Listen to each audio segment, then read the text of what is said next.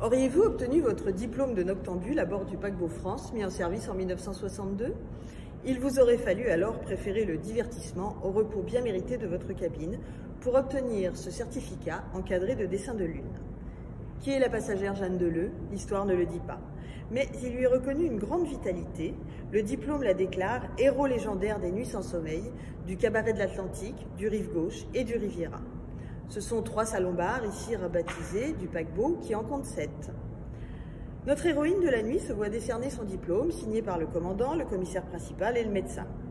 Le diplôme loue la santé physique et financière du récipiendaire, car si le vin de table est inclus dans le prix de la traversée, argument commercial de la Compagnie Générale Transatlantique, les cocktails et autres spiritueux sont à la charge des voyageurs.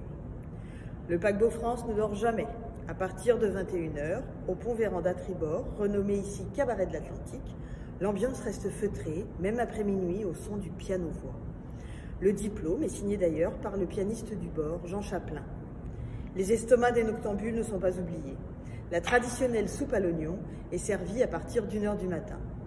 Ce diplôme, tout à fait fantaisiste, participe à l'animation de la vie à bord et favorise les liens sociaux entre les passagers. Il est aujourd'hui dans les collections de l'écomusée de Saint-Nazaire, à retrouver sur le portail des collections saint-nazaire-musée.com.